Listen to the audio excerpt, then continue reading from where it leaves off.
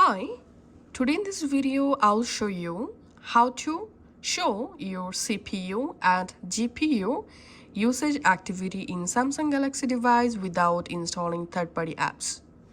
Go to your settings. In settings, scroll down all the way to the bottom and we have to enable developer options. To do that, tap on About Phone. In About Phone, tap on Software Information. Here, tap on Build Number for 7 times to enable developer options. Verify your phone log and your developer mode will be turned on. Now from your settings, just tap on Developer Options. In Developer Options, tap on the search icon and type here GPU. And here, tap on GPU Watch Developer Options. And here, tap on GPU Watch. Enable Load.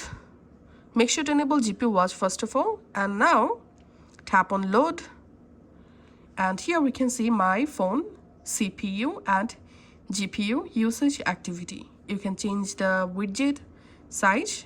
Let's select here small size, tapping on OK. Going back to my home screen. And here we can see my device, CPU and GPU usage activity showing. That's how you can actually do it.